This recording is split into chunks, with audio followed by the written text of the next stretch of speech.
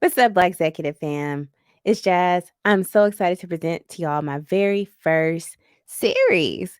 It's all things animation, and I know that it's going to be everything you could have imagined. So I had the pleasure of chatting with some dope animators and 3D modelers who do everything from run manga publishing companies to creating commission paintings in addition to that. So their experiences include creating for Family Guy, The Cleveland Show, Scooby Doo, The LeBrons, Pixar, and more. And on top of that, they have amazing stories about living in Korea, repairing a life after incarceration, running a black manga company against the naysayers, and being a superhero to two small boys visiting an amusement park. It's going to be good. Stay tuned for all 4 episodes. What's up, fam? I'm Jazz, and this is Blackxecutive, a networking podcast for Black creative pros by Black creative pros, sharing inspirational stories, actionable advice, and giving away the game to succeed in your business and your career. Join the network where dreamers become doers and the aspiring become inspired. Listen and watch on blackxecutive.com. Let's get to it.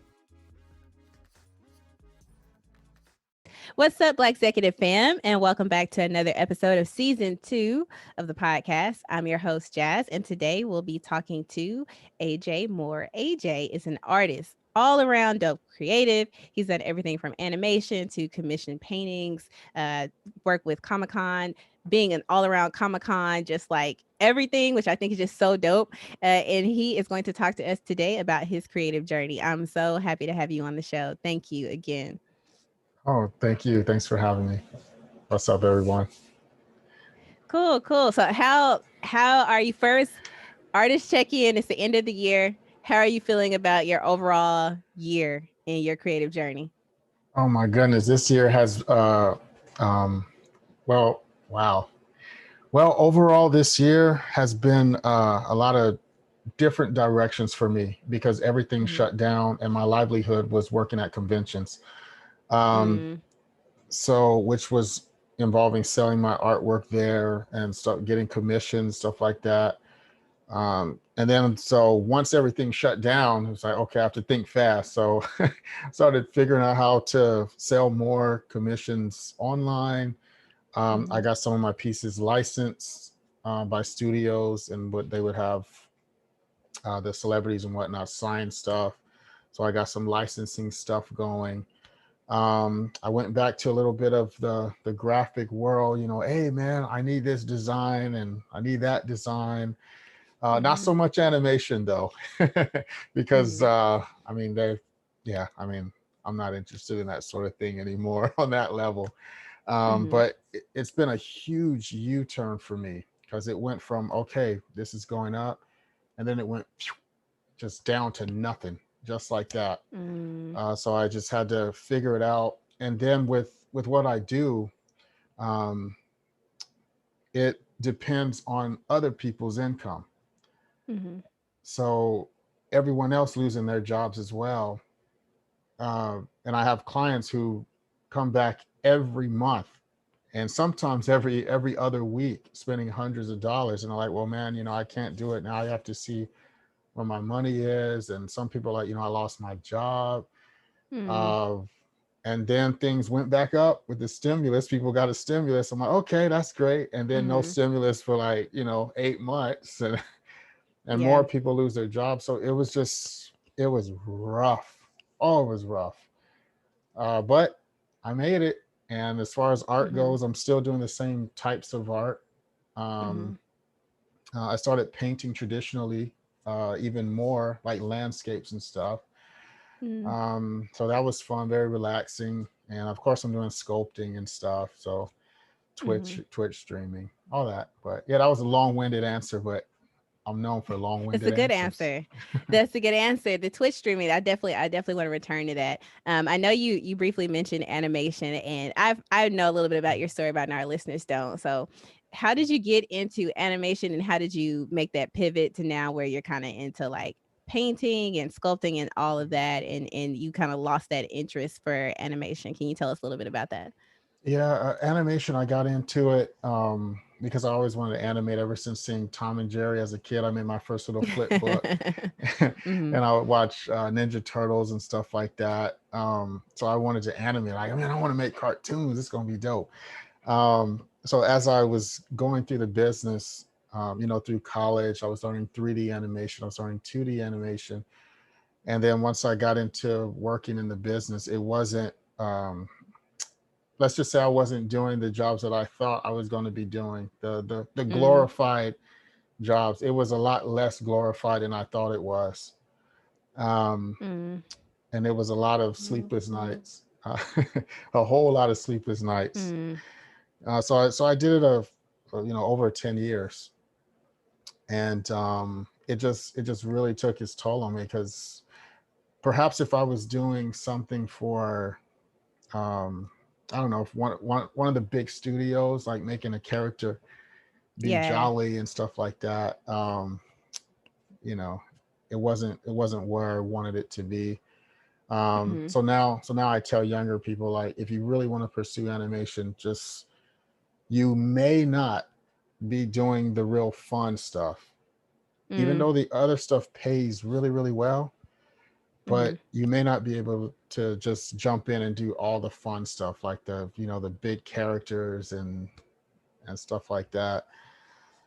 So uh so now um so now I'm not as much into doing animation for other things. Now I do it for Mm-hmm. myself. Like, I'm animating something like a dancing duck over here.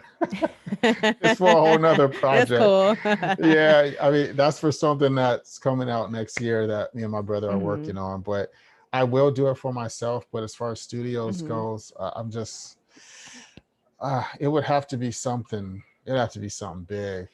Like if like Mandalorian called, like, yo man, Baby Yoda, Yeah. we need you to hook it up, or something like that. I'll be like, all right, man. I'll take off the hat and put it back on again. Mm-hmm. But now it's for me and making myself happy now instead of just Mm-hmm. for the grind and the grind and the grind. So Yeah. Yeah, I understand that. And you have to pivot and do what works best. I went to school mhm, for um technical writing, and I thought I was gonna end up doing like manuals and building help systems and stuff. And now mhm, I'm like on the design side, and I'm like constantly right, studying people, and I spend a lot more time studying people than actually writing. right. So like yeah, you have to pivot to what you love. And I always think it's funny when you see people, especially young coming out of college, and they just have this like these aspirations, like I'm gonna do this, and then like real life hits you. Ooh, does it you're ever? like you're like, well, this is not as interesting as I thought. The career trajectory is not what I Hmm. thought. I want to do something else. Yeah. So I think it takes a lot of bravery to like step out, and for you to step out and say like, you know what, even though I was planning to do this, this is not what I'm interested in. I'm gonna try something else, and like sticking to that. This takes a lot of courage. Yes. Well, I mean, yeah, or just a lot of beat downs. Um, you know, now I'm big on knowing myself. So Mhm. um, I draw a line in the sand with a lot of things now. Like, okay, Mhm. I'm not happy doing this. It's like, well, you can't just quit. Yes, I can. Yes, I can. Yes, I can Yeah. because I'm not happy doing it. Mhm. Now, if Mhm. there was, and that's only because my life is set up that way. If I had certain responsibilities that was the only way to take care of those responsibilities, then of course I would do it. Mhm. But with the Yeah. way my life is set up, I'm able to make that choice. I don't want to put out there that, yeah, everybody just quit if you don't like it, because Mhm. some people are in different situations and Mhm. very serious responsibilities. So Mhm. that just worked for me. You have to do what Mhm. works for you. So whoever's listening, don't just go quit your job and have a plan first. Have a plan. Yes. Yes. Definitely have a plan. And that's something we've talked about in the past in season one with, especially when you're like doing entrepreneur based work and you're doing freelance Mhm. work, and this tendency to like get inspired by these stories when people are like, I quit my job Right. in 3 months and pursued my goals. And it's like they didn't talk about all the struggle You're and right. Right. sacrifice that went into that. Yeah. That wasn't an easy decision, especially like you said, if you have a family that you have to depend on. Mm-hmm. Like I've done freelance work and stuff, but I have a family, that depends Mm-hmm. on me to provide. So I was like, I Yeah. gotta go back full time and do freelance on the side until I can, get to a Mm-hmm. place where I can sustain them without a full time role. But yeah, that's so Right. important that you acknowledge that. Like if you have certain responsibilities, you just can't Mm-hmm. at that time. You have to have a plan. You have to roll it out Yeah, you slowly. do. Yeah, yeah. Yeah, you can't be too reckless. Yeah, yeah, for sure. How did you get into painting from there? Like clearly you've always been into art and kind of sketched Mm-hmm. and whatnot and drew things. Did you just like say like I could pick up Um, any medium and roll with it? well, uh, kind of. It was more of I like to test different mediums. I worked with Mm-hmm. charcoal, pastel, a little bit of oil pastels, watercolor. I absolutely Mm-hmm. loved, but also necessity because Mm-hmm. I used to do a lot of caricaturing. I was a caricature artist Mm-hmm.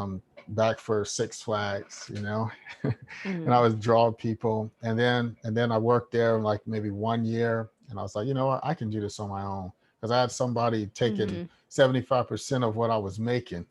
So I'm Ooh. like, you know what? Yeah, yeah, yeah. We only got paid 25%. And I was like, you know what?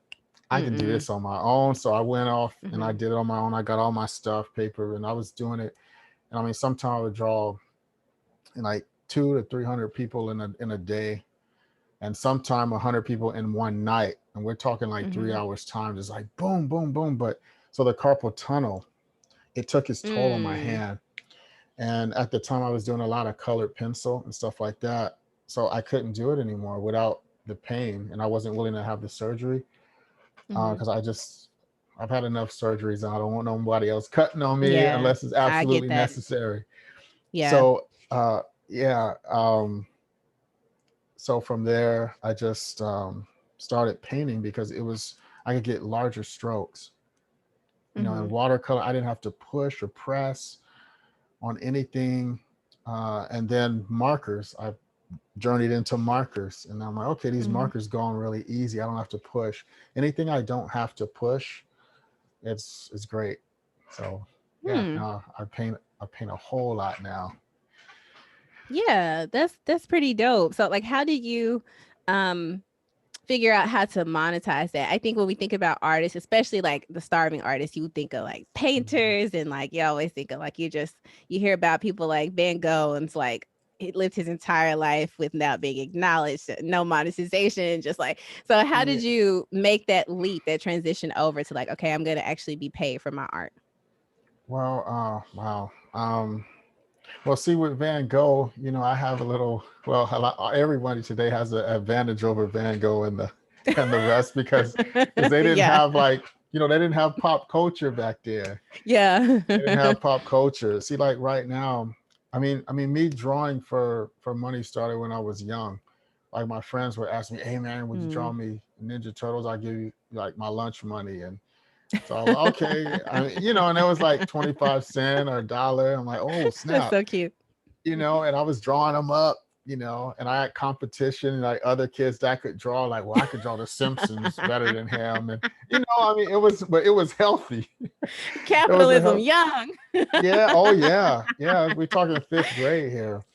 But as far as the serious level goes,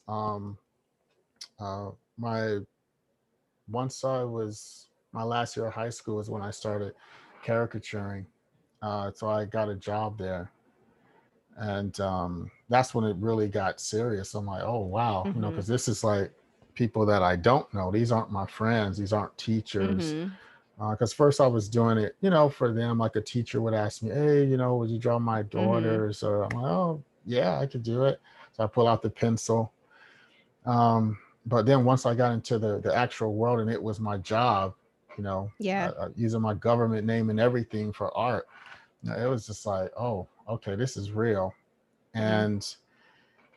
And that's where I had a little bit of looking back, retrospect. It's I I don't regret many things, but I partially have a little bit of hang up that I ever did it for money. Um, Mhm. and the only reason why is because it was so much, and it became about that. So it was on Mm-hmm. me because I lost track of what was important, Mm. and I was um, enjoying what I was doing and sharing what I can do with the world and how Yeah. it in, influences somebody else in a positive way. I was just like, I got to make money now, and you're not doing this right. And you have somebody walk in a suit tell you, I don't like it, and leave the room after Wow. you and your team just did like a whole 3 days worth of sketches and like, I don't like it. Well, what did you not like?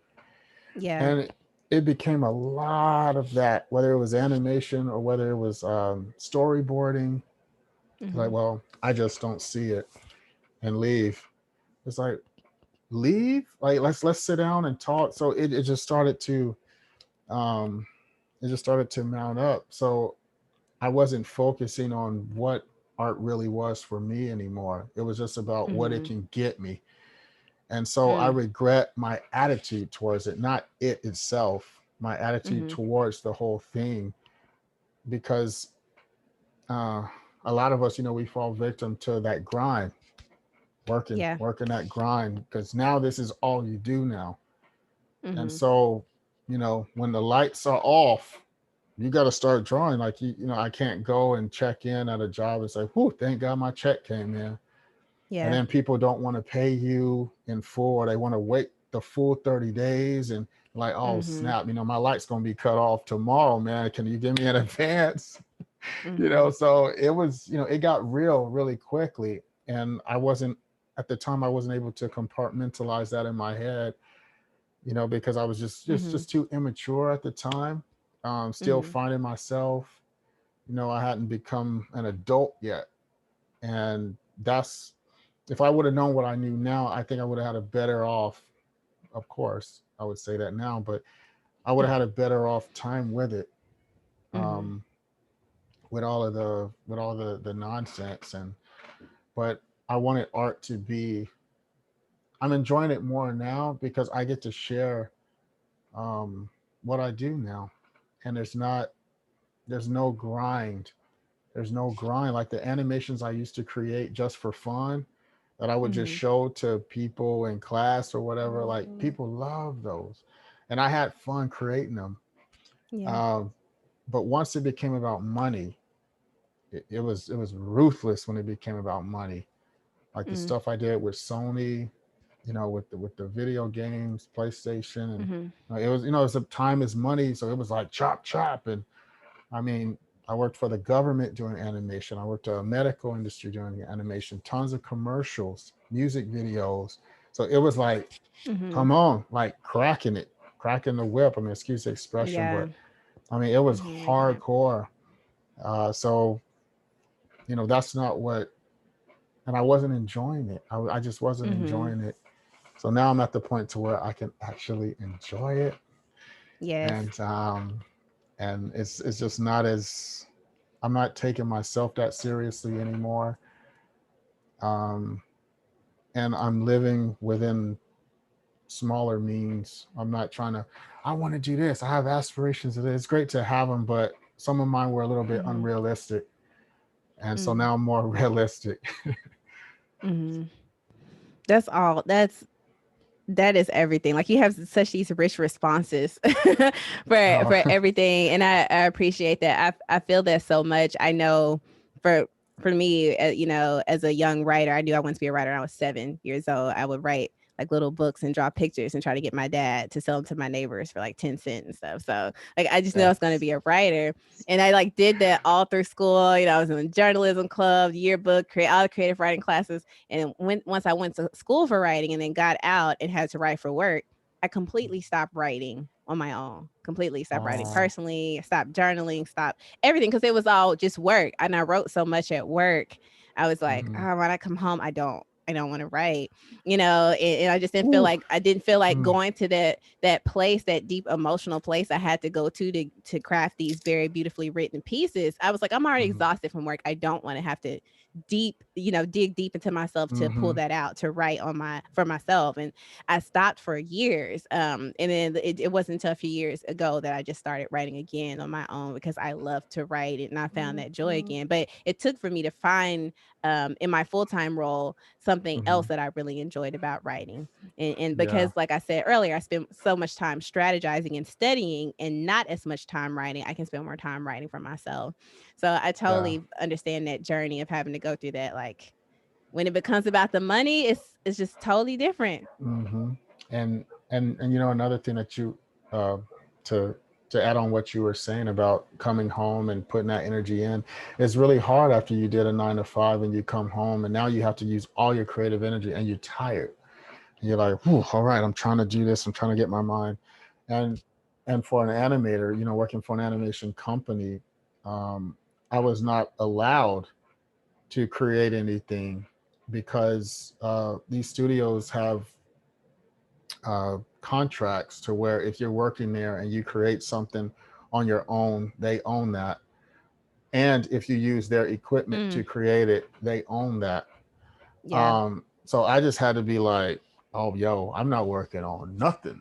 You know what I'm saying? Yeah. But Yeah. at the same time, you are. So it Mm-hmm. was really hard. I'm like, man, I'm so restricted. I can't do this and show anybody because they're gonna say, oh, so you wrote that on company time, so you're holding back. You could have gave us that idea. Mm, And this is stuff that I had since I was a kid, but they're not gonna care about that. So yeah. it even put that on hold, that aspect of it, and a lot of people don't think about it. So now I know a few of my artist friends, they're working for different studios and they're putting that into their when they sign on, like, look, when I create Mm-hmm. something, you don't own that, Yeah, it's mine. so Mm-hmm. yeah, so it's a toss up because they'll get you and they'll make Yeah. that money, and you won't get anything. But that's just how the business is. Mm-hmm. It's not being mean or Mm-hmm. spiteful. That's just how it is. Yeah, I mean that, and ownership is such a struggle, for artists and then for Black creatives. Black Mm-hmm. people, period. So like you're kind of working against that. And I worked in a university setting. I used to teach, and at that time, as a grad student, and when I was teaching, and after graduating and teaching, anything that you put out like academically that's published, the university owns it. Yeah. So even like Wow. books that could not be related, and so you have to, now that it's more in the forefront, people are pushing back Mm-hmm. against some of those clauses in the same way, and advocating more for ownership of their work. But that was a thought of mine too. I was like, if I write this, and if I'm using Google Docs and the Google Docs is connected to my EDU account, like they own that.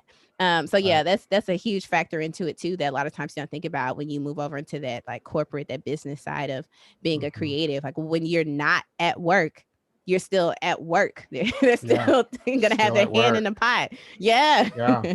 You're still at work.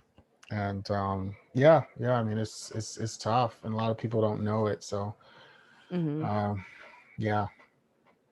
Mm. So with everything, like you had to go on the corporate side for a while and go through that path until you realized like, hey, I need to just step away from this, do something else. And you kind of got back into what you love to do. And I'm assuming somewhere along that path you discovered Comic-Con. So can you talk a little bit about your experience with Comic-Con as like a creator and as a producer of content and everything else? Yes. Okay. Comic-Con started, my last and final job. I was working at a animation company. I was the lead animator there, and company went under. And they called us all in at lunch and said, "All right, you guys are, this is done as of today. This is it. Consider your last paycheck your severance." So Oh everybody's like, goodness. wait, what?" So I'm like, man. So, I was with my brothers, like, hey, man, those stories that I used to write, I think it's time to do something with them because I can't go to another company. That's just not me. Hmm. I just can't do it anymore. So I started rehashing them, making them work with today's time because I wrote this stuff when I was a kid. I mean, Hmm. I mean, it's ridiculous the way. I mean, Yeah. it's beautiful, but Hmm. ridiculous the way you think as a kid. So Yeah. I had to make sure, I mean, I mean, they drinking drink boxes and stuff. I was a kid then, so Hmm. I thought like a child. So I had to make sure it worked with, with the with the times now. And so we Mhm. wrote a comic. My brother and I, we wrote a whole comic, which is a super newts. And it's like, all right, so we're gonna go to a Comic Con. Actually, you know what? I actually skipped a lot of the story. I went to Comic Con first, and I took Mhm. but I didn't go just to have fun and oogle over actors. I went to do the workshops, and they had Mm. lawyer workshops, where they had the intellectual property lawyers come in and say, this is what you do, this is what a copyright is, this is what a patent is, this is what a trademark is, That's this is what you awesome. yeah, should and should not do. And I went to one, the San Diego, and I went to one in New York. And it was the ones in New York, I was doing the portfolio reviews, so the professionals could look at Mhm. my stuff and say, okay, you need to work here, you need to work there. And then I took the free courses on how to lay out comic book panels, how to make successful comic book panels, how to tell successful story just with pictures. So I did like 2.5 years of that, and going to different shows who had those events, because I would look at the scheduling. I'm like, okay, I need to go to that one. So it was necessary money spent. And then we worked our story into that, because we had the story written, but we needed, like, we just got a Mhm. story here, man. You never made a real comic. You just did some stuff. So I Mhm. learned how to do that first, how to make a better cover, down to colors, what colors work. There's a reason why Superman is red, yellow, and blue, because those are the most Mhm. attractive colors to people's eyes subconsciously. I Mhm. mean, there's a reason for everything, logos. So I'm like, oh, okay. So this is going to be the trademark. This is going to be this. This is what they're going to Mhm. do. This is their world where it's all established, where it all goes down. So we got all of that. Then we paid for a table, a very expensive table at New York Comic Con. And when I say expensive, Wow. like when I say expensive, we're talking $2,000 here for a booth. For a table? Oh my Oh gosh. yeah. Oh yeah. Oh, it's nuts. And here we Wow. are, no sign, no nothing. Me and my brother there, bam, with with a comic on the table. We like, hawking it. Like, yo, yo, yo, what's up, man? This is a Mhm. comic, this is what we wrote. And I mean, we sold them all. We sold them all. That's awesome. So, and it just led from one thing to the next and one thing to the next. So once again, things take a turn. So we got comic number 2 on the way. Then we had comic number 3 on the way. Then we wrote a kids book, and then kids book number 2 on the way. And then got that one done. But the thing was, that became my whole life. And indie scene doesn't make money, at least not Mm. right off. It doesn't make Mhm. money. So when you're selling your kids book, like I'm talking it up. I had a kids book about a horse, Doris, that thinks he's a dog. And oh, as a dog barks. Nice Yeah. timing. Yes, my 2 uh, boxers in the background. no, that's awesome. But it was a hard sell to a lot of parents, because, like, well, I don't know any of these characters. Do you have anything Mhm. Nickelodeon? Or I'm like, this is new. Like, give it a chance. And like, Mhm. I don't know. I don't know. Do you have anything? It was always something pop culture. Mm. Um, so it's a hard fight. So the indie scene is rough, and it's hard to make a living at it when you Mhm. have $2,000 worth of bills and stuff you have to pay every month. Yeah. Yeah. So I transitioned into drawing some of the pop culture stuff, because my artist friends were like, dude, you need to start drawing. People are always asking you to draw these characters. You need to just, you got to give in, man. You got to make some money Mhm. doing this, because you're paying $2,000, $900 for this table, 700 for this table, but your comics cost $5.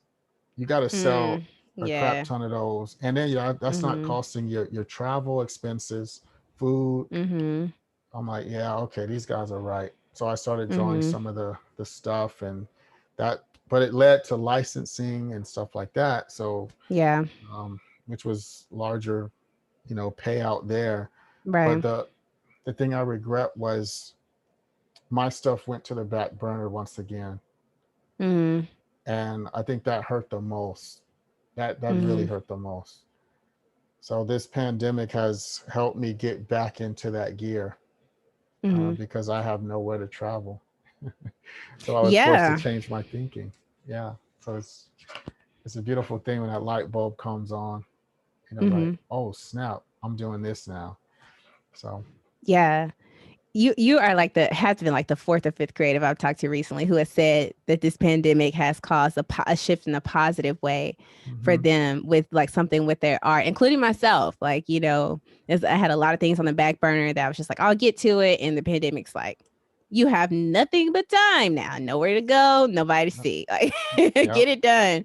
So yeah, yeah, I totally feel that. So I'm glad that you're returning to that, and I know it's like constantly this struggle of balance of like how much are hmm you gonna put your art out there, that you're working on that you care about versus what you need to do to pay the bills to make sure that you hmm can survive so that you yeah, have the luxury to work on the things that you love, with lights and internet. yeah, yes, yes, and running water. Yes, yes, for sure. Like you got to be able to survive. So it seems like you had like a lot of, highs and lows and a lot of growth that's happened. What would you say is like has been the most challenging part of your creative journey and what has been the most rewarding? The most challenging part is keeping up, keeping Mm, up with having to make a living versus enjoying it, keeping up with the constant changing trends.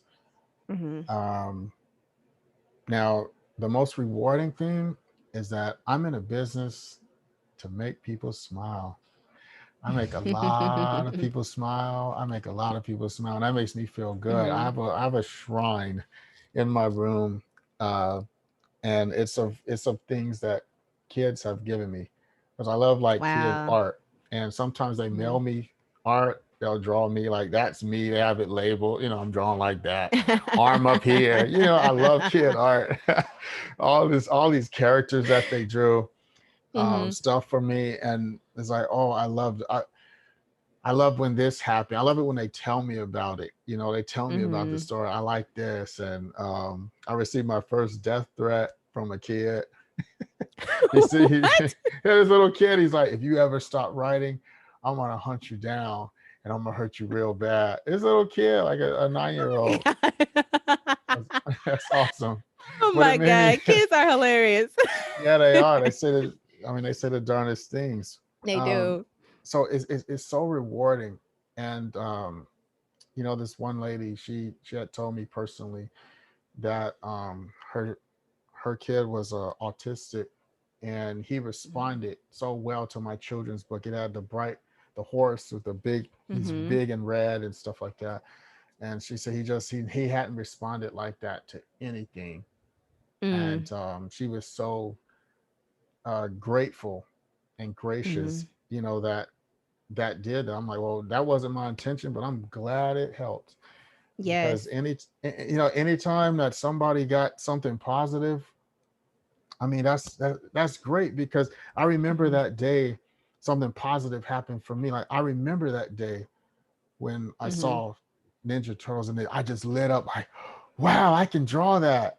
Or the day Mhm. somebody sat me down and taught me something, you know. Yeah. I remember that day when there was the light bulb went on. So the fact that I'm lighting up some bulbs for some people and they're going to do something positive for themselves and continue on to other people, that's a great. I won. Yes. Yes. That is awesome. Like being in the business of making people smile. I feel that so much, especially right now. Like, we just the world is just chaotic right now.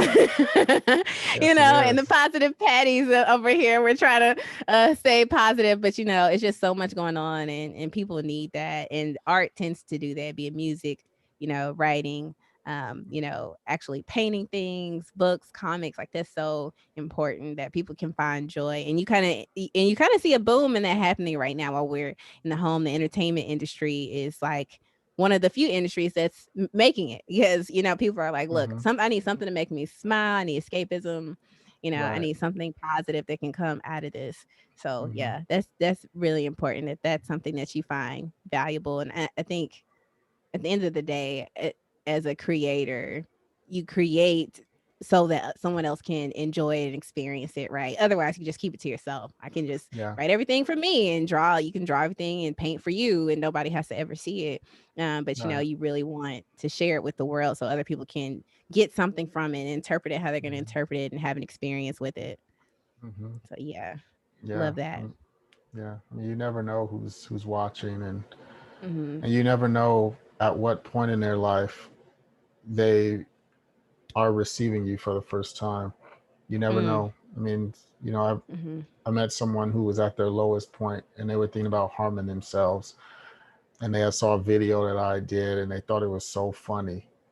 And I said, thank you. I mean, you got me through a really tough time. And, Hmm. you know, people going through relationship woes. And it's like, man, thank you. You know, you drew this for me. And it really helped put things back together. And I was like, wow, okay, cool. That's what's up. Oh, yeah. You just like, I'm just creating. I'm glad it touched you that Yeah, way. I mean, it's all I can say is wow and thank you. Yeah. And thank you for Yeah. letting me know because a Mhm. lot of times in the art world, we um, we feel underappreciated Mm. because a Yes. lot of people think about at an animation studio, they just create this animated feature and they list the animators and they list all the artists, all the concept artists, the sketchboard, storyboard, and the only person that gets the credit is the studio. And Yeah. those people are like, well, you know, I got paid. But if somebody comes up Mm. to you and say, man, you know, you did one heck of a job animating Shrek. I just really Mhm. loved it. The way you paid attention to detail, they'd be like, wow, somebody appreciated me. Like, Yeah. you know, it wasn't just a Mhm. paycheck or just a job. Somebody appreciated the heck out of it and they told me about it. And Mhm. so, so if you see somebody that's doing their job, no matter what it is, and you appreciate what they do, let them know, like, hey man, great job on Mhm. this. Even though I hated your character, you did a great job. Like if they play a villain, Yeah. like, you know, I hated your character, man, but man, you just did Mhm. a great job, and thank you. That's it, and Mhm. that goes a long way. It's so I don't know, it's so fulfilling to know that people are getting something out of it, even if they hated it, but they hated it for good reasons. Mhm. Um, it's like, man, that character was so mean and nasty, and Mhm. but man, you know, that was just a heck of a job you did with that or whatever. Yeah, bringing them to life. Speaking of that, when I don't know if you've seen the film Soul that Okay. just dropped. I think Pixar film. Mm-hmm. I don't know if you're familiar with that and what's been Yeah, I am. happening. And I know there's been a lot of conversation about the Mm-hmm. betrayal of black characters in animation and this I had to ask Mm. I No, had it's to all ask the right. expert No, that no, ask. fluctuation between like being drawn as a human as a black person and then being turned into like this animal or whatever. Even in this situation, he's not even like an animal, he's like a visualization of what a soul is Yeah, he's supposed to be. Like, what are a your thoughts thing. on that? Yeah. Woo. Um, how do I say this so I won't ever so I won't get blacklisted forever. In cancel Um, culture. yeah, they gotta cancel the heck out of me because I mean, if you say anything that's not along the lines of, "Oh, I loved it, it was fantastic," it's like, "Oh, he hates this," and Yeah, well, yeah. look, um, I did view the film. Um, let's just say it's not my favorite Pixar film. Mm, Not even close. I didn't like the way certain things were handled because I guess when I first saw the trailers for it, they build it up. They build it out as if it was going to be something that was totally different from what they do. Because I saw black faces. mhm, Um, I saw a lot of them. Like, oh wow, okay, this guy's playing mhm, music, and I thought those little characters was like just going to be some characters that he meets or whatever. mhm, I never thought um, watching this, I'm enjoying it, and then with 10 minutes into the film, he's gone. Yeah. He's a different character, not gone, but I'm just Mhm. like, oh, okay, so this ain't what I thought. This ain't, Mhm. you kind of threw a curveball at me. So I'm still watching, and then it goes from one extreme to the other. Even though there's jokes, a lot of heartfelt stuff. Mhm. Uh, uh, let's just say that story is just, I wasn't the correct audience. That's all. Mm. I just wasn't the correct audience to receive that Mhm. kind of. I'm not gonna call it all these names or nothing like that. Um, I I just wasn't the correct audience for it because it was just Mhm. like, what? Yeah. It's like you it's like you go buy a pizza, right? You go to, so you got this nice box of pizza, like, all right, we'll take this Mhm. in and we're gonna all sit down. And then you open it up, you see 8 pieces of chicken, 2 biscuits, and it's just like, Yeah. oh, I thought I had pizza, Yeah. but I still got food and it's good, Mhm. but it ain't pizza. That's what I thought I Right. was getting. So Mhm. it was kind of like that. There's a lot I could say, but like I said, it's not going to be nice if I say it. It's not going to come off nice, and I'm going to get canceled because they're going to say, "Oh, he just hates everything." Because I didn't hate nothing. I didn't Mhm. hate anything, but it's just some Mhm. things. Just you know, it's just not for. I'm just the wrong audience. That's all. It's just like, Yeah. I mean, yeah, I get that. I mean, for example, I love professional wrestling. I watched it ever since I was a kid. I don't expect someone who's never watched it to enjoy it, but I don't expect them Mhm. to crap all over it either. It's Yeah. just not for you. That's all. Mhm. That's all I'm saying. Yeah. I get that. I like Oh, that answer. It's a nice soft answer. It's like yeah, it's just not because I'm not the target yeah, audience. I'm not really. It wasn't for me. I mean, because I could Mhm. go here and go break it down, and then someone's gonna say, "Well, who are you to say this?" And everybody, it's like, oh, no, man. The bottom line is, I want to I want to see moving forward. I want to see um, black stories that are told um, in, whether it's animation, more animation, but black stories that are told that are just, like, black Yeah. black stories, like black people Yeah. are involved in it other than the voices. Mhm. um, because this, the film isn't written by us. Mhm. So how can you expect it to be like that about us? Yes. If I write something for a certain uh, ethnic group, let's Chinese, for example, I say I want Mhm. to do a Chinese story about Chinese people and culture, and then I show it to people from there, and they're like, that's I mean, that's great, man, but it's kind of not how we are, but it was good. Yeah. And then I'm Mhm. looking like, oh, well, I mean, I'm not Chinese. Yeah. And if I didn't bring anybody in to help me with that story, there are some elements that Mhm. I might not pay attention to. Mhm. And I would want to tell their story with them and get them Mhm. involved in it, not just, oh, let's just write a story and put a splash of color on it. Right. But it's really not about Mhm. that. When we, Mhm. it's just, I don't know. Uh, I'm very particular with that sort of thing, and I try not to say too much because people are just not going to receive it well. It's just not. Yeah.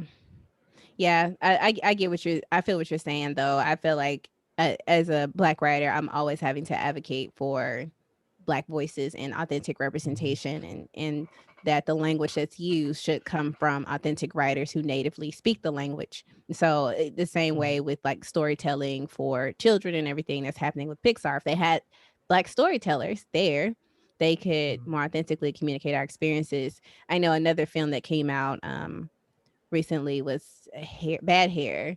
And I know people have Mhm. like talked so much mess about that film, but I watched it and one thing I appreciated is that you could tell that it was crafted by Mm-hmm. Black storytellers because of the little Right. nuances in our culture, like the smell of the hot comb and what a chemical Mm-hmm. burn feels like. Those types of things you're not going to Yeah. know unless we are in the room. Like, you're not going to know those Yeah. things. And we need That's those right. things in our storytelling so that we can, relate and be able Mm-hmm. to, really enjoy the experience. So I definitely feel what you said about Soul. I honestly, to be real, I went to sleep halfway in the movie. And so I have to go back and finish it. Like, I went to sleep.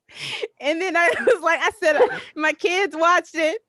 My kids watched it and they was like, oh, mommy's over there asleep, and I woke up halfway and I was like, oh man, I need to, like, I missed all of the action, like that whole arc. I missed all of that.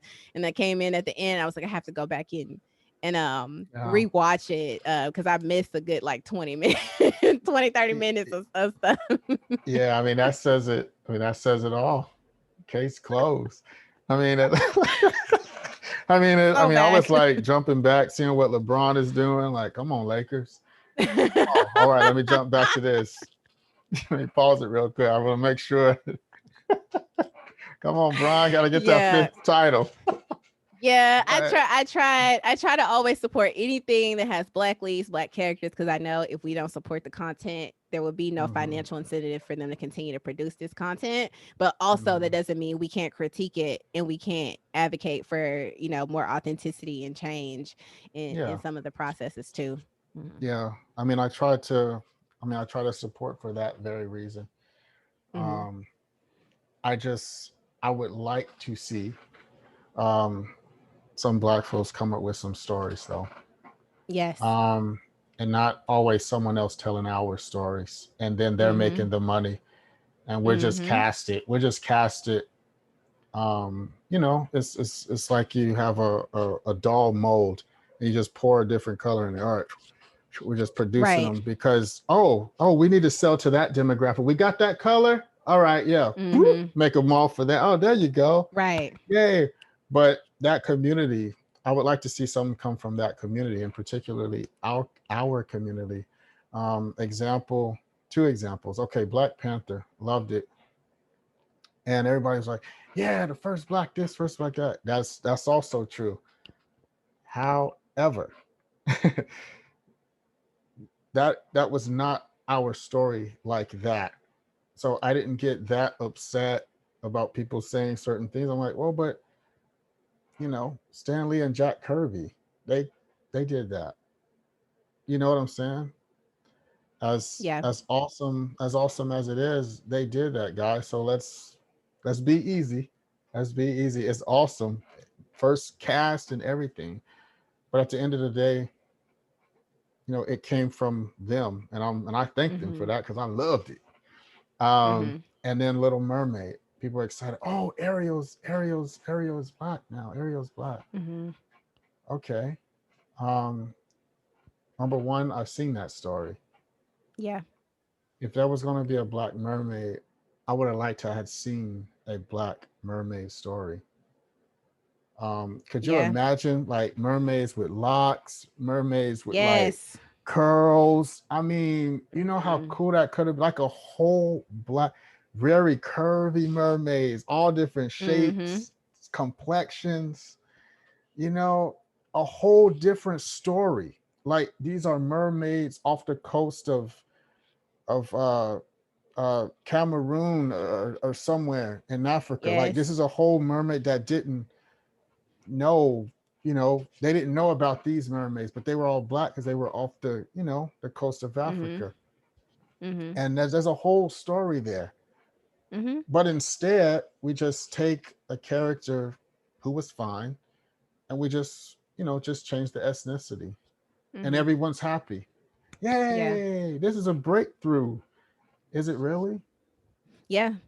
It's probably going to be great and fantastic, beautiful, Mhm. but is it a breakthrough? Yeah. A I feel breakthrough you. would have been if a producer, I'm just going to use Tyler Perry because he's the first one to come to mind.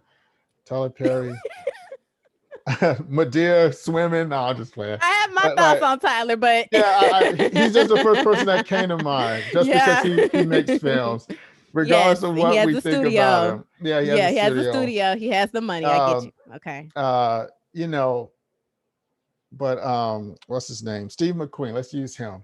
I've been watching his small acts things on Amazon Prime. I think it's on. Mhm. He covers a lot of the black stories that were in the UK, mostly from a Caribbean um, group.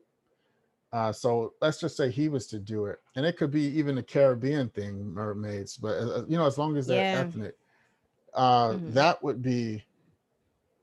I would like to see somebody with that, who can get that kind of budget to tackle that, Yeah. because the Little Mermaid is fine, but we know what happens. Mhm. It's gonna be a singing crab. It's gonna be Ursula the Sea Witch. These characters we grew up Mhm. with, and we already love them. Mhm. And so that's great. And of course, I'm gonna see it and see what it's about. But man, just imagine if it was a whole nother story, a whole nother Mhm. story. Not a girl who's, in my opinion, she had issues with herself, Yes. which is So why, problematic. yeah, which is why she Mhm. wanted to not, what God created wasn't good enough. She wanted more. Mhm. She wanted to sell off everything just Mhm. to be with some guy that she just met. Look, Who, you look. I have so many problems with so many Disney princess stories, and and that's the worst one. yeah, that's why, Yeah. you know, I said this in another podcast. So, and the thing is, I liked it. I grew up with it. I liked the songs, and I thought it was fun. But I'm not gonna go as far as to say it was monumental. That there was a deeper story to tell Mhm. there. If you're young, particularly a female, it's like, Yeah. okay, this is great, but you need to love yourself, because I think it was about self love, and Yes. a lot Yes. of people don't Absolutely. don't love They themselves. miss So if you, that. Yeah. yeah, so if you're just redoing that story, maybe Mhm. they'll change that up a little bit. Mhm. Maybe, hopefully, Yeah. because now you got a sister planet, and if she don't love herself, it's like, oh boy, this is getting Mhm. wild. But I would have loved to see, so somebody out there, if you're listening, you got a budget, Mhm. let's let's get some black Do it. mermaids, and not just Yeah. black to fit and make everyone, oh, because right now diversity is in, Oh and I yeah. hate to even say it like that, but it's in. It's true. Black folks in So season, especially in 2020. yeah, black folks is in, inclusion. Yep. Look at the commercials. You see, Mhm. all the inclusion, everything. So that's in right now, which is why a lot of this is happening. But I just wish it was happening because somebody said, this is my story. Mhm. I see these comic books that some of these African artists are working on. Um, there's this Facebook group that I'm part of. It's like African manga and comics. I think that's how it's titled. But I mean, it's just beautiful artwork. These are totally different Mhm. stories. Different stories than what I might be used to of, somebody that's Mhm. a hustler. It's a different story, Yeah. different superheroes. And somebody can be contacting these people like, yo, man, this is a pretty good story. It's Mhm. mostly black characters. Some of the characters are Arab descent. Some are different parts of Africa. Ethiopia. There's different Mhm. characters, and so we could do mermaids. We could do dragons. We can do all this stuff. We don't have to. Uh, we don't have to just change things. People ask me a lot about, well, how do you think about they made this character black or they made this character white? And I was like, well, if that's what they wanted to do to reach that demographic, I mean, I probably won't see it. And the reason Yeah. why some people, well, that's racist. I'm like, no, it's not. It's not. I just feel like you don't need to change my white brother's black. You Mhm. don't need to do that. You got a Mhm. ton of black characters here. Yeah. Let's make some movies And about stories. them. Yeah, you Yes. ain't gotta. Well, just to get them to watch it. Let's make sure this character is black now, just to do it, because Mhm. it's just to do it. But why Mhm. do that when they have like over 200 black characters? Mhm. They haven't done a movie on Icon yet. He was the black Mhm. Superman. They Yeah. haven't done a movie on him yet. He came up like from slavery. His mom like gave birth to him, and he got all these powers. He's just like Superman. He was even in Mm, a comic with Superman one time. They were like chilling, talking about what they were going to do, and there's mm, no movie on him yet, but they're talking about mm. making Michael B. Jordan. You can play Superman, and then people getting mad. No, Superman is white. And they're like, "How do you feel about that?" I'm like, "He is Yeah. white, but they have a black one. Let's Yeah. introduce icon to the world. We don't have to change Mhm. people's ethnicity. Like, you don't have to make this person. The Mandarin is now a white guy. He was Chinese in the comic, and you don't have to Mm. do that. Just you have characters. I don't understand why you just won't use them. Just use Yeah. them. Yeah. The And stories are out there. They're out there. they are. They're out there in the masses, Mhm. and people just want to attack, and because racism is a big buzzword now, and that's racist. Mhm. Everything's racist, and then some people, nothing is racist at all. Yeah. There is a line between Yeah, it there's the and line. not, Yeah. Yeah. but some people will throw it on anything, and some people will throw it on nothing, even if it's blatantly Mhm. obvious. Mhm. So why don't you just make a story? Just make a story. Look, we haven't got a good Zorro movie yet. Yeah. Zorro, to my knowledge, from what I remember as a kid, Zorro was Mexican. Mhm. Have we even seen a Mexican Zorro yet? Yeah. Antonio Banderas isn't Mexican. He's Yeah. Spanish. Anthony Hopkins is British. Catherine Mhm. Zeta-Jones is British. There was no Mexicans in the film. It was Mhm. like and Zorro was a great character. I Yeah, I remember love a lot. Zorro. So it would be cool to see, it told from their perspective. Like, this is how it went down. Mhm. And then another African film. There's different films for all of us to enjoy, Mhm. and that we don't have to wash something. We don't have to do it, but they, for some reason, I don't know. Yeah. Yeah. I'll be looking for in the future, as I know we have creatives in Hollywood that are pushing for some of this stuff. You hear about Issa Mm-hmm. Rae all the Mm-hmm. time, Jordan Peele, Yeah, these Jordan big Peele. names. I love both of them so much. Yeah, And Lovecraft. yeah, oh my God, don't get me started. Woo! I love Misha Grief will forever be in my heart for that work on Yes. Lovecraft. I love that so much. Yeah. See, Um, yeah. that's a great example, Lovecraft Country, Mhm. because it was a totally different type of story, Mhm. and it had a lot of real life elements. They went back Mhm. to Tulsa and Black Mhm. Wall Street. I mean, they put real elements in there. They're talking about the Green Book, and for Black people Mhm. traveling, and no, this is stuff that our parents actually lived, Mhm. and it was good that they put it in there with witches and all these Mhm. creatures. And I mean, it was cool. It was weird at first. I'm like, okay, what am I? What? How is this Yeah. working? Because first it started out very Yeah. real. It was like Jim Crow South, and Yeah. the next thing you knew, it was. I'm like, oh, okay, wow, okay. They went to this house and they got these weird Aryan looking vampires, and they was Mhm. creeping me out, and there was a Mhm. lot of messages in there, but it wasn't preachy. Yeah. Like the whole scene. I'm not going to spoil too much, but the whole scene where the woman she's becoming a white woman, and she's going to get Yeah, that job really. she wanted. Mhm. She wanted to get this job at Macy's, I think it was. Yeah. She wanted to work there bad, but she had to put on another skin to do it, and then she started Mhm. liking it. And it was saying, Mhm. it was teaching stories there. Mhm. Jordan Peele, and he's really good at that. So I've been enjoying his Mhm. work. It's just more. That's who I should have named. Jordan Peele could do something cool with some mermaids, man.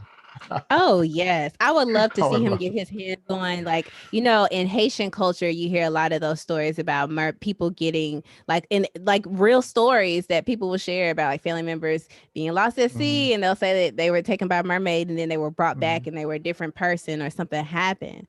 Like, and I Yeah, would love to see him get his hands on one of those. yeah, oh yeah, yeah. It would be great. I would also love to see. I told this to one of my friends, so I don't think he's going to do it. But I would love to see like a black action martial arts movie about capoeira, and I Hmm. would love to see that. Uh, I don't know if you're familiar with capoeira at all, I'm not. Mm. but it's a Afro Brazilian martial art. Basically, long story short, African slaves that were in Brazil developed capoeira, and it was called the art of the thief because they used to use it to to get things. But they would practice, and it's fighting disguised in dancing, and you Wow. you you get around in a circle, and everyone sings the songs, oh la la la, capoeira, and we all sing, and there's instruments that we play, a lot of instruments that came from Africa, and the lead instrument is called a berimbau, and you play it, you balance Mm. it on your finger, and you have a little stone that you use to, it's made with a wire, a metal wire, and you ding, da, dang, dang, dang, da, dang, dang, dang, and that Mm. keeps the rhythm. And so if the slave master was coming by and he's like, what are they doing over there? It's like, oh, those Africans, they're always singing. They're just singing. And if somebody Mm. would come over by and see, what are y'all doing over here? Y'all look like y'all practicing fighting. All the women would come in and they would all start doing the samba and they, oh no, we're just dancing, boss. We just dancing, master. Mm. So capoeira, and it became, it grew and grew and grew, and now it's finally, you know, pretty well known now as a martial art. And I trained capoeira for a Wow. while, so it would be great for someone to tell a part of that story. Um, Mm. because a lot of people don't know about it. It's one of the black martial arts, and it was just like us. It was born out of hardship. It's because of where they Mm. were put. Their hands were tied, some of them, but their feet were free, so they were dancing around. That's why the Mm. arms. There's cartwheels. There's flips, aerials. Just after this, Wow. just Google capoeira. I will. That's all I keep thinking Capoeira. about. It's like, man, I got to get this on Yeah, YouTube. yeah. The Wow. the the songs are beautiful, but I mean, there's so much culture. There's so many stories to tell. So we don't always have to tell the same stories. There's room for other Mhm. stories because I don't want to shit on. Well, I don't want to crap on any other story. Like, oh, this Mhm. a hustler, another hustler move, another hustler move. There's room for Mhm. those, but there's Mhm. a whole gap for other stuff too. There's Yeah. no black gladiator movies. Mhm. Like, come on, like this. People want to see this, and they're like, well, black stories don't travel and they don't sell. People will They watch. do. People will They watch. do. People watch. Don't Mhm. listen to all that bullshit. People watch. Now they may not watch it as much as they would watch something that they can relate to, Mhm. aesthetically, but they're still gonna watch Black Panther. You can kind of say that proved it, but that is under the Marvel label. Mhm. um, if Black Panther just was just never with Marvel, who knows what it would have did at the box office? Would it have been because it had the Disney machine behind it? Yeah. So if you do just a story that's interesting enough to people, like, I think I want to check that out. I think it could do close to numbers like that because Mhm. people want to see stuff that's just different. They just do, and it's cool stuff they may Mhm. not have known, like capoeira, um, gladiators, and I mean, because every culture is so well rounded, whether you're white, Asian, black, Native American. There's so many stories because we've all been through Mhm. a lot of stuff, and we all Yes. have crossed over into everybody's pie, whether it was nice or Yeah. nasty. Yeah. So true. So there's so many stories to be told. Mhm. So yeah. That was amazing. That was amazing. You have said so many terms of I like was trying to jot down a little bit as you went that I'm gonna go back and research some of this stuff that I didn't even know about. Because Right. we need to be able Mhm. to, we need to hear these stories and know these stories and share and you know, I can't wait to see what the future holds as we like expand into this where we've always been this big world, but now we're more interconnected because of the internet and social media. And I'm Mhm. interested to see like the creativity that comes out of that these next whatever years. As we Mhm. start to see more and more creatives get their content independently out there with these different Yeah. mediums like YouTube and all these different things, and that goes right into your source, which I noticed you've been using heavy on Twitch. So could you talk to Yes. us a little bit about your day-to-day workflow, like currently with where you are, your creative journey, and how you use Twitch to like have a following and get your art out there? Actually, my brother got me into Twitch because I was very private with my art. I didn't really share it like what I do here. I didn't really share it like the process. So my brother Mm-hmm. like got all this equipment and stuff, and was like, "Man, you need to start twitching and stuff because it's pandemic now. People are at home." So Mm-hmm. he hooked it all up. So I started drawing mostly my commissions. Mm-hmm. I was getting my commissions done as they would come in. I would stream them live and talk to people about whatever comes up. Sometimes about art, sometimes Mm-hmm. about politics. Yikes. Pandemic. It was a lot of different things. Mm-hmm. And it's slowly growing. Now I can stream on YouTube, Twitch, Facebook, all simultaneously. So that's nice. Mm-hmm. It's all under artist AJ Moore, and I'm just up there drawing. I'll be doing it tomorrow, as in Wednesday. Um, Okay. so I stream on Wednesdays and Fridays. Probably not Friday because it's like New Year's and stuff. I'll Mm-hmm. be I'll be doing whatever. Um, but last stream I was sculpting. So tomorrow, well, on Wednesday I'll be sculpting again. I've never shared my sculpting with anyone. That was Wow. that was the one thing that was just for me, just for Mm-hmm. me. But Mm-hmm. now, but now I decided to share it. I don't know why. I just woke up on the right side of the bed for a change, and Mm-hmm. now I'm sharing it. So people are asking me questions like, "How are you doing it?" All these knives that I got to cut the clay, and it's like I didn't know you sculpt. I didn't know you paint. I didn't know you dance. I didn't know you sing. Like, yeah, I don't Mm-hmm. share it with everyone. It's just stuff that I've Mm-hmm. always done. I just never done it for money. Yeah. And I Mm-hmm. never was sculpting for Marvel, and because I probably wouldn't be sculpting now. uh, Yeah. but I do it just because I enjoy it. Mm-hmm. So, Wow. Okay. So you're sculpting, you're painting, and all these different things, and you're sharing it with everyone yes. on Twitch. What are your favorite tools? What are the things that you're using? Like your favorite? What I mean, because you do so many things. Like, what are the things that you use the most when you're doing these different things? Things I use the most is markers. That's the medium I Mm-hmm. use the absolute most. That's from what Mm-hmm. most of my commissions are done as. Mm-hmm. And then watercolor, use a lot of that. And acrylic, I've gotten back into that because of the streaming, painting these big paintings of animals, and some people want me to paint them something. Because sometimes like, hey, can you do me a painting?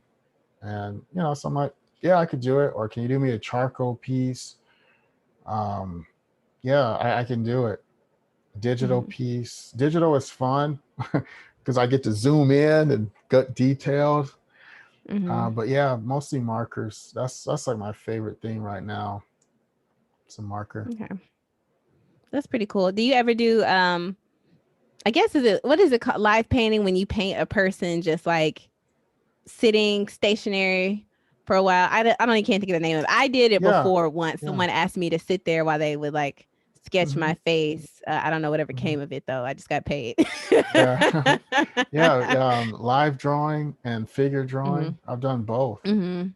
I've Mhm. done figure drawing with clothes, without clothes, Mhm. just portraits from people sitting, even though I don't like to do that anymore. There was a time where I did that sort of thing around the caricature Mhm. time of my life drawing. Um, but yeah, I mean, I've done it. Wow, I've done so much because because everybody came with a different thing that they wanted because art is so vast. Yeah. Um, and I had to learn how to turn jobs down Mm. because it's like, well, I can do that, but I don't enjoy it. So I'm going to pass Mhm. that one along. Mhm. Um, Back then, I was taking everything, it didn't Yeah. matter what it was. And then I'm like, okay, I got to have some lines because people will ask you to draw. Mm, yeah. So I'm like, okay. I was like, I'm not the artist for you, but I know a guy. I Yeah. know a guy. You Support other know. creatives. Pass it on. Yes, support. I pass a lot of work on now. Hmm. Because I'm just, even though I need money, but some stuff it's going to require too much of me. Uh, Mm, I don't want to give that much of myself uh, to anyone for money. yeah. If I'm giving myself out to somebody on that regard, where almost every aspect of my being is going into that, then that's going to be because I have a child or a wife or Hmm. somebody that I'm caring for. You Hmm. know, I'm not going to give that much of myself for money. Never, Yeah. never again. So moving forward, it's just like, okay, that one, okay, that job is a bit too much. Because I'll Hmm. have people call me like, hey man, we're going to start shooting this thing and we're looking for a lead animator and it's going to be for this movie that we can't name. And I'm like, no, no, I'm okay. Like, really? But it's you need money. I'm like, yeah, I do need money, but that's going to make me miserable, man. Yeah. I'd rather somebody else who's that I might have just opened the door for somebody who's been trying hard to get Mm, in because they want to do it so mm, bad. And like, so it's like, and I really didn't want to do it. So why do it when mhm, there's other people that can? They need an opportunity, mhm. because I don't want to do it. I'm not going to force myself because it's hours and hours and hours and hours. And it's like, no, no, I think I'm going to take on this job. I'll take on that one. I'll take on this one, and this one. That should be enough to get me through this month with some extra. But Mhm. I don't have to be a whole. I used to put in around the clock. I was sleeping at the studio, Oh my never even goodness. coming home. Yeah, it was like, Yeah. all right, I'm gonna go take a nap. You take over. It was like that, like laying out on a pallet. Mm.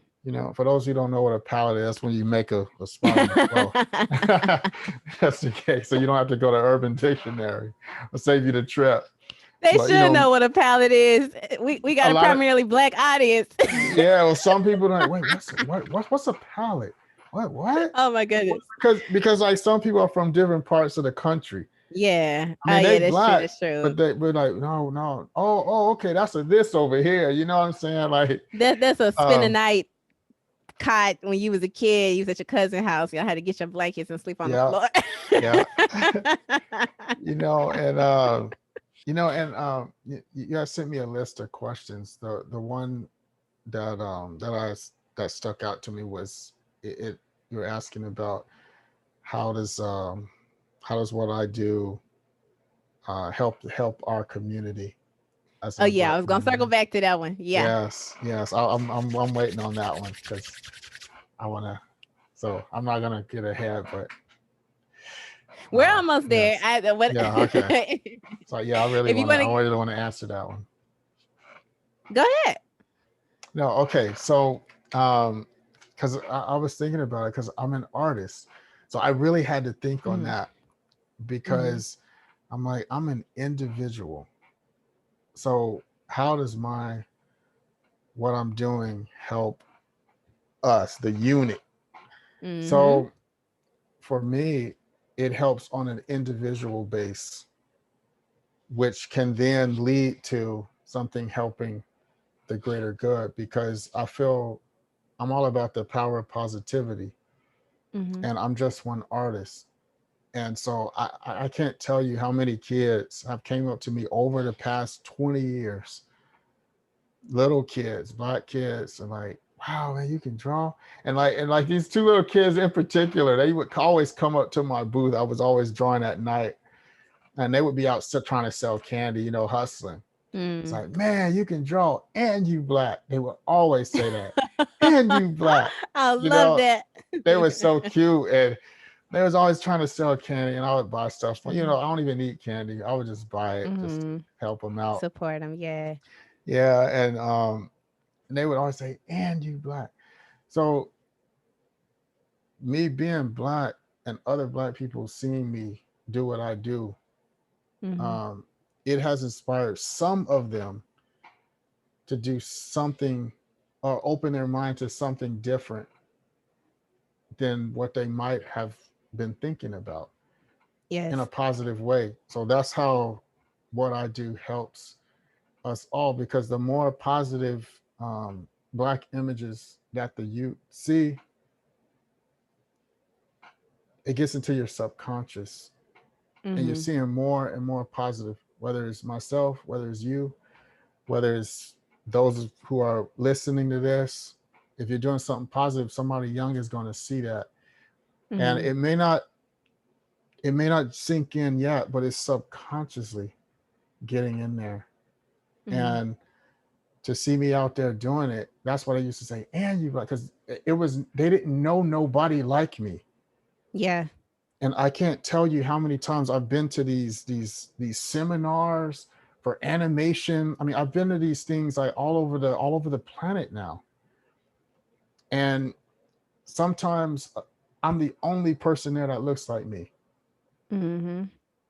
And then sometimes there's other people that look like me, but they don't want to talk to me. Yeah. I'm like, hey, oh, hey, what's up, brother? It's like, brother. Yeah. And I'm like, wow, okay. All skin folk ain't kinfolk. Yeah, and back then, like that one took me. Yeah. Um, you know, like it'll be like a private mean, like invite only. And it'll be somebody that I was just talking to, never mentioned it. And I'm talking with another cat, this white cat, and like he's like, yo man, I mean this is like a invitation only, but you should come to this thing. I think you're really gonna benefit from it. I'm like, okay.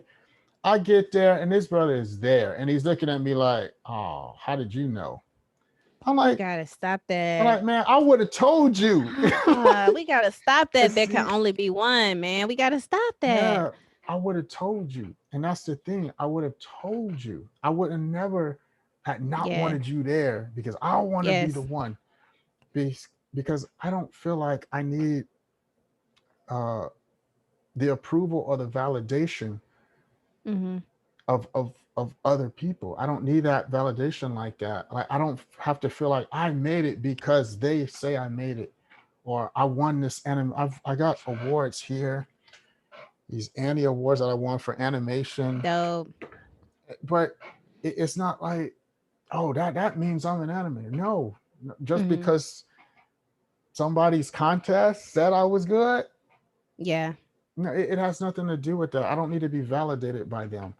So I'm Mm. gonna tell you, like, if we can get some money, then or we can better ourselves, okay, by using some of the knowledge that they're willing to share with us, then let's do it. But I'm not gonna Mhm. withhold that from you because I'm thinking, well, I want them to get me. I need them. I Yeah. need them. There's so many platforms now that we can use. Like me and my brother, we're coming up with a little show that we're trying to do, which I can't say too much about now, as he'll be upset. But we don't need to go and pitch this to Cartoon Network or Mhm. Animal Planet. We don't need to do that. We just need to just get it, just do our own thing, put it up on YouTube. Mhm. There's so many platforms now. And if you do Yes. want to pitch something, you could pitch it to Netflix. Netflix Yeah. is trying to, push Black stories and Yes. people of color stories, just in case Mhm. you're Hispanic or whatnot. They're trying to push other things. So we don't need to just say, well, I got to go to Hollywood and I got to make sure, because a lot of those places, they're not going to be just hiring us in the masses. They're not. Mhm. That's just not, that's just not how it's worked. It's never worked Yeah. that way. So if I'm going there thinking like, oh, well, I'm going to make sure I'm the guy and I'm out to get mine. Like, no, I'm just trying to see what knowledge that can be dropped on me, and I'm gonna take that knowledge and I'm gonna try to drop it on somebody else. And that's how Yes. I contribute to the greater whole, is Mhm. by acquiring knowledge and then being as positive as I could possibly be. Because I'm not Mhm. perfect and Mhm. everybody's done some questionable things. Yeah. But when those little kids see me, or if it's someone older, I said, like, yo, man, I mean, I used to draw. I used to draw, and I want to get back to it. It's like, well, you should, and not just Mhm. not to make money, but do it because you can do it. Some people Mhm. say this is a God-given talent. Some people say this is skill. Whatever it is, you got it. We don't Mhm. have time to argue about the details. Well, God gave you that, boy. Mm. We don't have time to argue about the details. You have it, so Mhm. use it. And everything you do don't have to be for financial gain. You could just Mm. brighten somebody's day.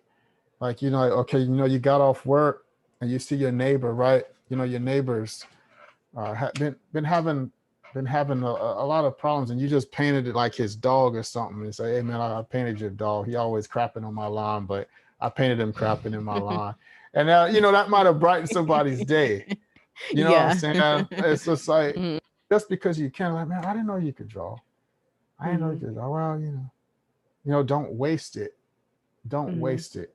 It doesn't have to always be for money. Even if it's just a doodle, do something just to keep it going. Somebody else is going to see that. Somebody else is going to feel that energy. You're going to start feeling better, Mhm. about yourself, about what you're doing.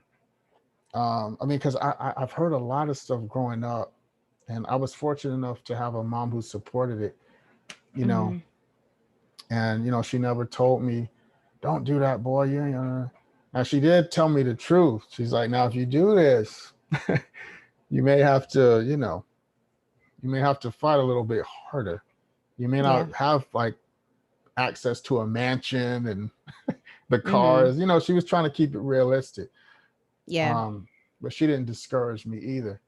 So I'm Mhm. not going to discourage somebody else, because art may lead them to what they really want to do. Mm. Uh, there's a girl that I mentored. She was from India, and she wanted to do animation, animation, animation. And at the time, I knew it wasn't for her. Mhm. I knew it wasn't. And I'm like, oh boy, that's what you got. Mhm. Ooh, and I can't lie to you, but Yeah. I have to try to steer you, you know, a little bit, because Yeah. it's not necessarily what you're good at. But she found her way, and now she's a programmer, so she can program games and stuff. So she's still involved. Wow. You know, Dope. anim- yeah, Yeah. animators pass it on to her. She's Mhm. still involved, but she didn't have the technical. Um, she didn't have it. Mhm. Not everyone has it. So Mhm. I'm just just spreading the good energy as much as I can, and inspiring people, and not listening to the nonsense. Yes. And that's necessary. I'm glad that you also called out like you as an individual and how it contributes to the collective. I think I always ask that question of all of my guests, or we talk about it at Mm-hmm. some point. And I think sometimes people really struggle because they're like, I'm just a person. But it's like you have to function this legacy mindset regardless of, if you have children or not, if you ever plan on having children, whatever, Mm-hmm. you are carving a path some kind of way. You are representation. You are an example for other Black creatives that are coming up in your footsteps one Mm-hmm. way or another. Like those kids who saw you, they're probably somewhere still remembering the guy they used to see all the time Yeah, drawing, I and he was hope. Black. I'm sure they probably could have a career by now and then, depending on how long Mm-hmm. ago it was. You never know how you impact people. And so that's why I always ask that question, because we have to think deeper than just like how we contribute on a day-to-day basis about it for our lives, because as long as we're interacting with people and existing, we're going to impact other people. So yeah, Yeah. I appreciate that really thorough answer Yeah. to that. Oh, thank you.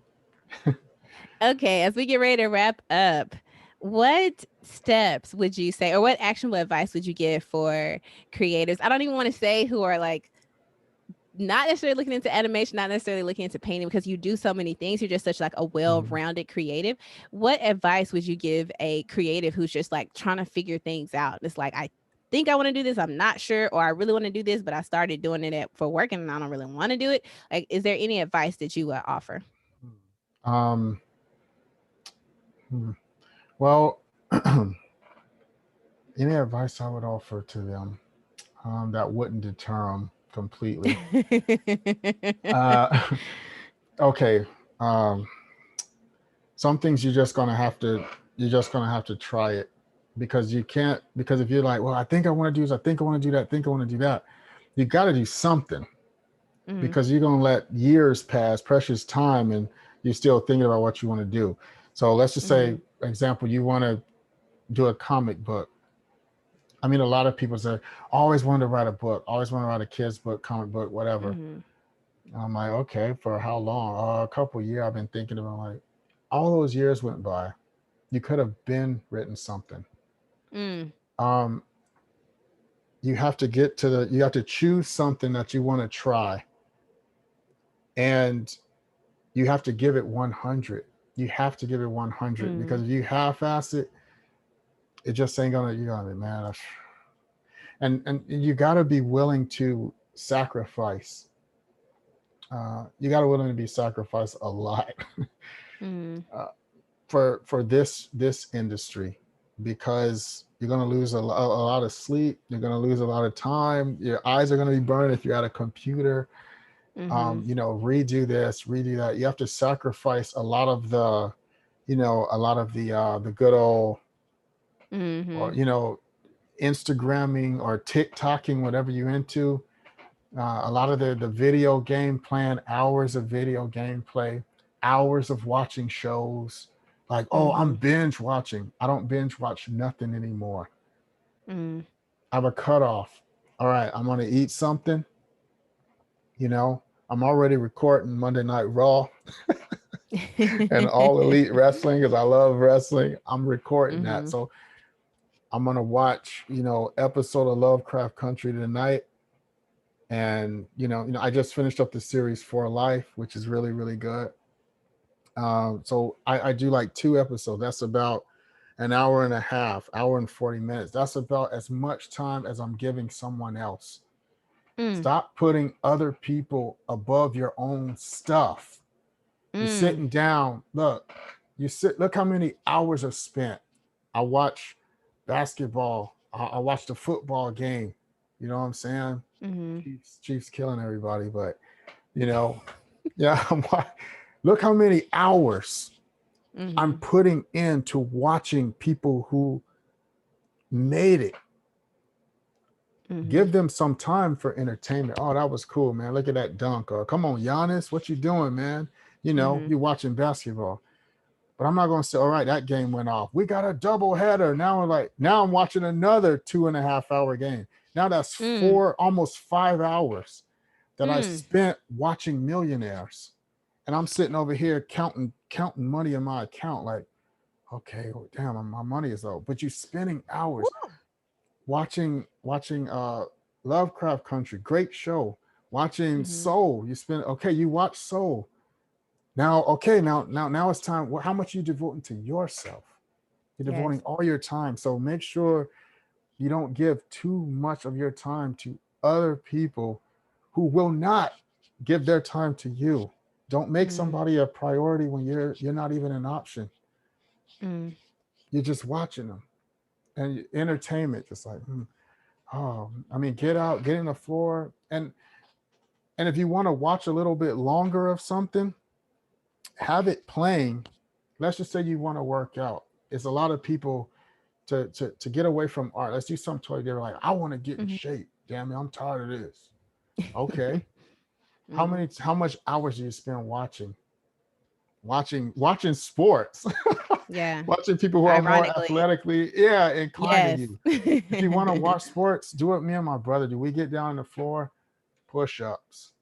We're Mhm. stretching, watching the game, stretching. So therefore, that Mhm. time is being used dually, like a dual Mhm. time spent, because I'm giving too much hours to LeBron. I'm Mhm. giving too many hours to Jordan Peele, to WWE. I'm giving too much of my time, and my life is just passing by. And it's just like, what am I doing? But you want to write a comic, but you want to get in shape, but you want to Mm. pass the bar. You want to do all these things, but we're watching TikTok. Like, oh, look at this guy, man. Oh, look at this one. Look, he jumped over that. Mm. Look at this Somebody idiot gonna in feel Walmart. called out. Somebody Yeah. finna feel called out Hey, when they hear yeah. this. No, but see, we all do it. But the thing is, if you feel called out and you like, if what I said got under your skin, then you change it. I'm not saying get off of TikTok. I'm not saying that. Just limit the idiots that you watch. Limit the idiot. Okay, I'm gonna watch just a few idiots right now and a few funny things. And now I'm gonna get on my stuff. I'm gonna get on it. I'm gonna put in 4 hours because look, you're gonna spend 4 hours watching them. And what did that do for you? It entertained me. And I also gained 5 pounds in the process from just sitting. Right? You Yep. know, I mean, your damn dog is looking at you like, "Ooh, ooh," like he want to go out, and you still watching TV. And even when you're outside, you're like this outside. You know, Yeah. like Uh-huh. outside. Like, come on, Yeah. guys. So if you can stay, try your best to keep focused. Like, am I doing this again? All right. Set a time. I'm gonna eat, then I'm gonna watch this much TV, or you know the game is coming on at that time. You can either record it or watch it live. It's better to watch games live. But maybe you don't need to watch the first half. Maybe you don't need to watch the first half of the game. Just come in at halftime. Uh, just something to where you don't use all of your damn time doing something. So choose something. Don't use all of your time to do it. Three, have thick skin because people are going to try to come at you once you're doing stuff. Yes. Oh man, well that sucks, or look at his hair, or it's always something. You know, Yeah. it's always some shot at you because if you're doing this with the social media and stuff, you're putting yourself out there. You're putting Mhm. yourself out there for positive and a whole lot of negative too. Some people just come and Mhm. just throw some shit. Oh, look at you, man. You ugly, or you this, or just Mhm. anything. So you gotta let that roll off because some people that deters them Yeah. completely. And then with your work, try to find time because a lot of people, you get off work, you just want to sit down, eat something, and watch something. Just don't watch 4 hours of something. That's all I'm Yeah. saying. Yeah. That's all I'm saying. So if you want to watch Hamilton, Hamilton's what, 3 hours and some change? Just watch half Ooh. of it and then pick it up. You know what I'm saying? Pick Yeah. it up tomorrow. It ain't going nowhere. It ain't going nowhere. It's still there. So just go and pick it up. It ain't like you're gonna read spoilers. So I think the biggest thing now, we have so many gadgets. My brother got like a Fitbit. His girl got him a Fitbit. Like, yeah, you need to keep tracking like Mhm. that. I'm like, now you're looking at your wrist every time. But if it motivates you to try to get some more running in, okay, there's a positive there. But there's so many gadgets to distract you from what you're doing. It's so much. So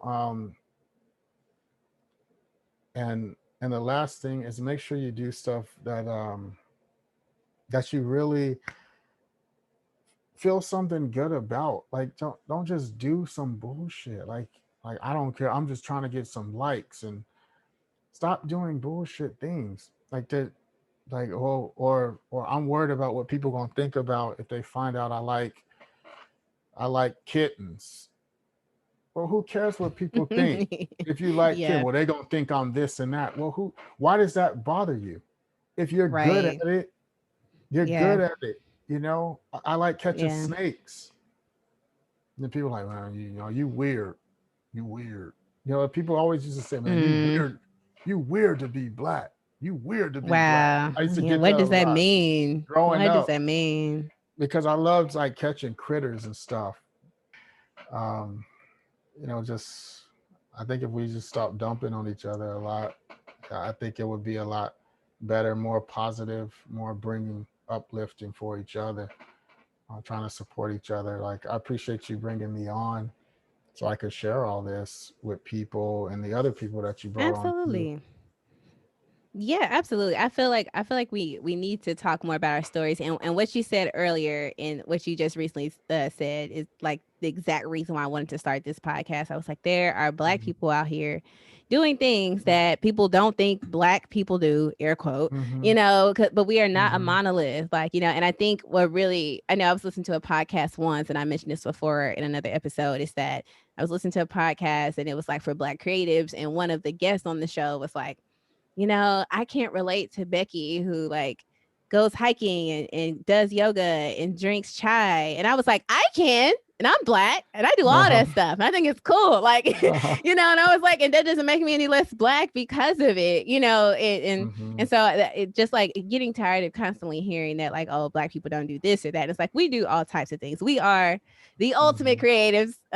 I mean, it's across all races, of course, but I feel like a Yeah, lot of I times feel you. it gets taken from us, we get robbed of that, Mm-hmm. so I just wanted to make sure that like this platform would highlight that, because we need that representation. And every time, the more that I do this, the more episodes I have, every time I meet another creative, I Mm-hmm. think of another creative from another episode that will like really enjoy this episode, or that's like interested in Yeah. this, or something that this person talked about, and like this network that is slowly Mm-hmm. starting to be built with people that are connecting to each other, which we don't have it the way it should be.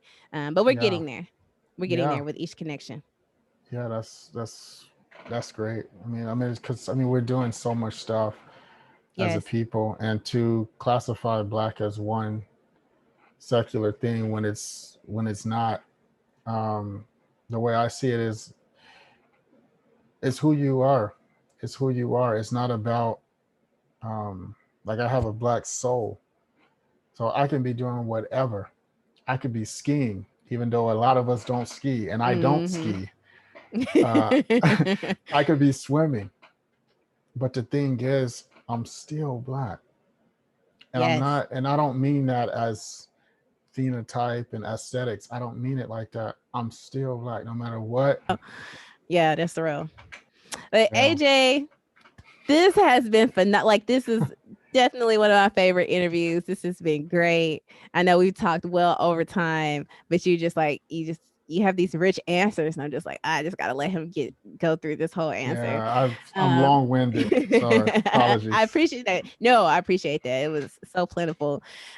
So for creators who want to keep up with your creative journey, where can they find you online? They can find you on Twitch and IG, and where else? Yes, under artist AJ Moore. You can find me on Twitter, and that's under Goodfit, GUDFIT, and the same for DeviantArt, where you can see well, not all of it, but most of the art, 90% of the art that I've done in the past 10 years is on DeviantArt under Goodfit, or if you search artist AJ Moore, you'll find me.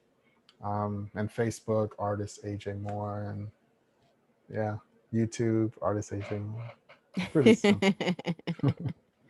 Good, good. That's nice. You were able to like get that name booked across all platforms. Sometimes it can be hard, you know, Yeah, people yeah, trying to get and you, that name. yeah, you have to put artists, because if you just put Yeah. AJ Moore, you'll get musicians, athletes, Mm. everybody but me. So if you put artists, just go to Google right now and put artist AJ Moore and just Google images. You should see like almost an entire page scrolling down of artwork that I've done. And so that's how you just find me. You can find me on that way. Pretty easy. Awesome. Well, thank you again for taking the time to talk with me and sharing all of this knowledge you drop for everyone, all of this vulnerability you shared. I appreciate that. We need that.